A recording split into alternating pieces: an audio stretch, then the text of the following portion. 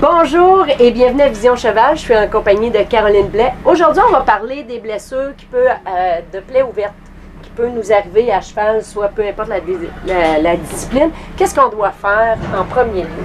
Bien, la première chose à faire, c'est sûr, c'est de nettoyer la plaie le plus possible. Si on n'a pas d'eau salée, c'est parce que moi, ce que j'utilise pour nettoyer, c'est des petits contenants d'eau salée stériles qui sont à usage unique. On l'utilise une fois, on le jette. Si on n'a pas ça, de l'eau et du savon, ça fait la job. Ce qui est bien important, c'est d'avoir les mains propres, parce que c'est nos mains qui vont aller là-dedans.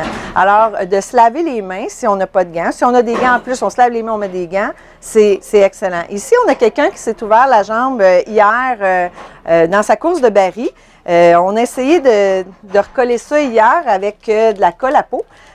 J'entraîne toujours avec moi si on n'a pas ce qu'il faut pour faire des points de suture. C'est quelque chose qui est hyper pratique.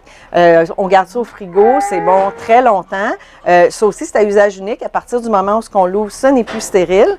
Et on le met à l'intérieur de la plaie, on referme ça. C'est un peu comme de la Crazy Glue. Okay. Ça ferme la plaie, puis d'habitude, ça fait une belle job. Ici, notre patiente, ça a fait une plus ou moins belle job. Parce que, bon, ça allait enfler tout de suite, puis la plaie n'a pas resté fermée avec ma colle, mais en principe, ça fonctionne très bien. Okay. Là, on a une plaie qu'on va nettoyer. Quand on enlève, ça c'est son diachylon qu'on lui avait mis hier, ce qui est important de regarder quand on retire un diachylon comme ça, c'est de voir est-ce qu'il y a des signes d'infection dessus. Est-ce qu'il y a du pus? Est-ce que ça sent mauvais? Est-ce que c'est rouge autour de la plaie? Est-ce que c'est enflé? Dans son cas, à elle, il n'y a pas de pus, c'est pas rouge, c'est pas enflé. On a une plaie qui est pas en voie de guérison encore, mais qui est quand même assez belle, qu'on va pouvoir nettoyer aujourd'hui. Là, je ne remettrai pas de la colle. La colle, ça, c'est bon vraiment pour la journée même. Quand on vient de faire la plaie, c'est un peu comme des points de suture. C'est le même principe que des points de suture. Si ça fait plus que 10 heures que la plaie est ouverte, on ne met pas de colle là-dedans. Okay. Alors, elle, on l'a fait hier, on n'en remet pas d'autres. On a un petit truc d'eau salée à usage unique. Ça, l'eau salée comme ça, parce que, tu sais, mettons, dans nos trailers ou peu importe, dans notre écurie, on pourrait peut-être avoir une trousse de premier soin. Oui. Est-ce que ça, c'est possible d'en acheter en pharmacie? Moi, j'achète ça à la pharmacie. C'est sûr que ça ne se vend pas à l'unité. Okay. Ça se vend en boîte. Une boîte, ça coûte une quarantaine de dollars. Mais dans la boîte, il y en a des gros comme ça, je pense que c'est une trentaine qu'il y a. Des petits comme ça, c'est une soixantaine. Okay. Vraiment, ceux-là sont hyper pratiques parce que il n'y en a pas beaucoup dedans, fait qu'on n'en gaspille pas trop. OK. Fait que ça pourrait être pratique de s'en acheter, puis même de oui, d'avoir dans la trousse des trucs d'eau salée, des compresses stériles, des stéristrips, des diachylons de différentes grandeurs. Là, c'est bien. On essaie d'éviter, pour désinfecter, les trucs qui contiennent de l'alcool. Alors, pas d'alcool à friction, pas de...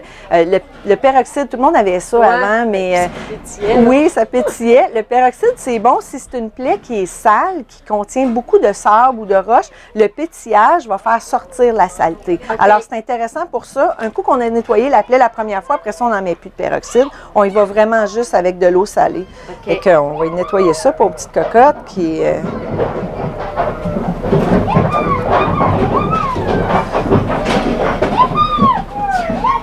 On essaye de ne pas repasser avec le même 4x4 sur la plaie, un coup qu'on a touché ailleurs. Fait qu'on s'en ouvre un autre. Puis on continue à désinfecter. Oui, puis on assèche, puis on ne pèse pas trop fort parce que notre patiente ici nous dit que c'est assez souffrant. Alors, pour elle, dans son cas, je ne remettrai pas de stéristrip, ça ne donne rien. Clairement, ça va faire une plaie qui va avoir une cicatrice un peu plus large, un peu moins élégante. Mais on va juste mettre quelque chose dessus pour la garder de la saleté, puis pour pas que ça frotte dans ses pantalons aujourd'hui. Et une des questions qu'on leur pose une des questions que moi je leur pose quand ils viennent me voir, c'est quand est-ce qu'ils ont eu leur dernier vaccin de tétanos. Okay. Parce qu'un vaccin de tétanos, c'est bon pour 5 à 10 ans. On calcule une plaie qui est très, très sale. Si le vaccin est plus que 5 ans, on va les revacciner. Une plaie qui est propre, le vaccin, c'est bon jusqu'à 10 ans. Alors, je suis sûre que mademoiselle ici, elle a été vaccinée puisque je lui ai demandé hier. Okay. Mais c'est une des questions que je leur pose, puis je leur suggère fortement d'aller se faire vacciner si jamais ils ne l'ont pas été. Parfait. Parfait. Hey, c'est vraiment intéressant. Merci beaucoup. Fait qu'on se revoit pour une autre capsule.